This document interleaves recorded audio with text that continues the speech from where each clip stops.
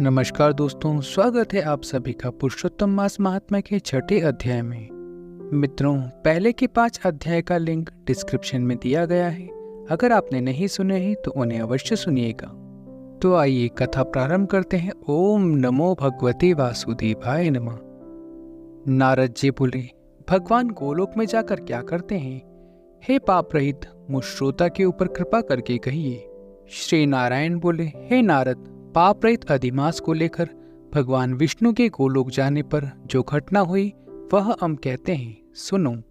उस गोलोक के अंदर मणियों के खंभों से सुशोभित सुंदर पुरुषोत्तम के धाम को दूर से भगवान विष्णु देखते हैं। उस धाम के तेज से बंद हुए नेत्र वाले विष्णु धीरे धीरे नेत्र खोलकर और अधिमास को लेकर अपने पीछे कर धीरे धीरे धाम की ओर जाते हैं। अधिमास के साथ भगवान के मंदिर के पास जाकर विष्णु अत्यंत प्रसन्न हुए और उठकर खड़े हुए।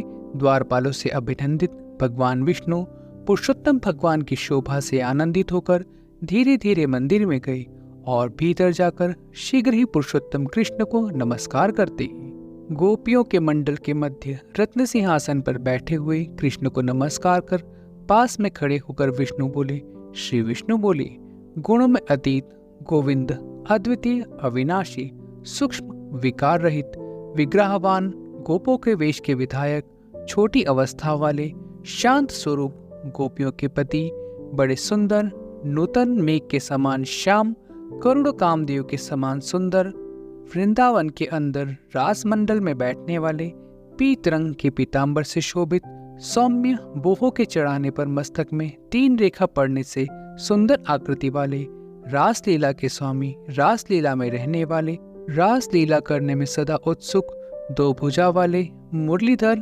पीतांबर वस्त्रधारी, अच्युत, ऐसे भगवान की मैं वंदना करता हूँ। इस प्रकार स्तुति करके भगवान श्री कृष्ण को नमस्कार कर पार्षदों द्वारा सत्कृत विष्णु रत्न सिंहासन पर कृष्ण की आज्ञा से बैठे। श्री नारायण बोले, यह विष्णु का किया हुआ स्तोत्र प्रातःकाल उठकर जो पढ़ता है उसके समस्त पाप का नाश हो जाता है और अनिष्ट स्वप्न में भी उसे अच्छे फल को देता है।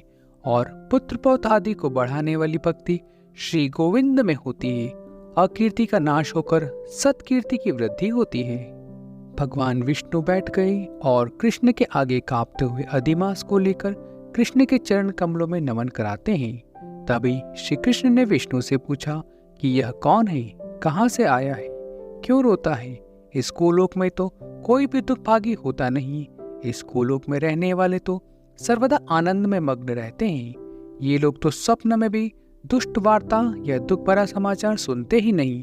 अतः हे विष्णु, यह क्यों कांपता है और आंखों से आंसू बहाता है? दुखित हमारे सम्मुख किस लिए खड़ा है? श्री नारायण बोले, नवीन मेघ के समान श्याम सुंदर गोलोक के नाथ का वचन सुन सिंहासन से उठकर महाविष्णु मलमास की संपूर्ण दुख गाथा कहते हुए बोले। श्री विष्णु बोले, हे वृंदावन की शोभा के नाथ, हे श्री कृष्ण, हे मुरलीधर, इस अधिमास के दुख को आपके सामने कहता हूँ, आप सुने। इसके दुखित होने के कारण ही स्वामी रहित अधिमास को लेकर मैं आपके पास आया हूँ। इसके उग्र दुख रूप अग्नि को आप शांत करें। यह अधिमास सूर्य के संक्रांति से रहित है, मलिन है, शुभ कार्य में सर्वदा वर्जित है। स्वामी रहित मास में स्नान आदि नहीं करना चाहिए। ऐसा कहकर वनस्पति आदिकों ने इसका निरादर किया है। 12 मास कला, क्षण, अयन, स्वसत्सर आदि शेषेश्वरों ने अपने अपने स्वामी के गर्भ से इसका अत्यंत निरादर किया है। इसी दुखाग्नि से चला हुआ यह मरने के लिए तैयार हुआ। तब अन्य दयालु व्यक्तियों द्वारा प्रेरित होकर हे ऋषिकेश शरण चाहने की इच्छा से हमारे पास आया और कांपते कांपते, घड़ी घड़ी रोते रोते अपना सब दुखांजल इसने कहा। इसका यह बड़ा भारी दुख आपके बिना टल नहीं सकता।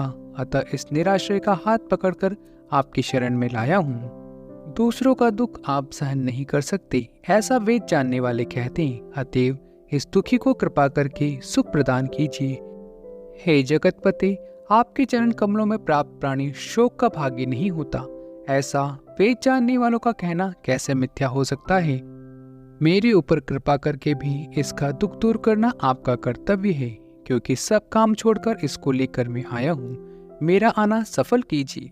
बारंबार स्वामी के सामने कभी कोई विषय नहीं कहना चाहिए, ऐसा नीति के जानने वाले बड़े बड़े पंडित सर्वदा कहा करते हैं। इस प्रकार अधिमास का सब दुख भगवान कृष्ण से कहकर हरि कृष्ण के स्मुख कमल की ओर देखते हुए कृष्ण के पास ही हाथ जोड़कर खड़े हो गए। ऋषि लोग बोले, हे सूत जी, आप दाताओं में श्रेष्ठ हैं, आपकी दीर्घायु हो, जिससे हम लोग आपके मुख से भगवान की लीला की कथा रूप अमृत का पान करते रहें। हे सूत, गोलोक के स्वामी भगवान कृष्ण ने विष्णु के प्रति फिर क्या कहा और क्या किया इत्यादि लोक परोपकार के विष्णु कृष्ण का संवाद सब आप हमसे कहिए। परम भगवत भक्त नारद ने नारायण से क्या पूछा? हे सूत, इसको आप इस समय हम लोगों से कहिए। नारद के प्रति कहा हुआ भगवान का वचन तपस्वियों के लिए परम औषध है। इति श्री ब्रह्म नारदी पुरुषोत्तम मास महात्म्य छठम अध्याय संपूर्ण। तो मित्रों, यहाँ छठा अध्याय संपूर्ण होता है। मिलते हैं अगले अध्याय में, तब तक हरि नाम जपते रहिए। हरि बोल, गोविंद बोल।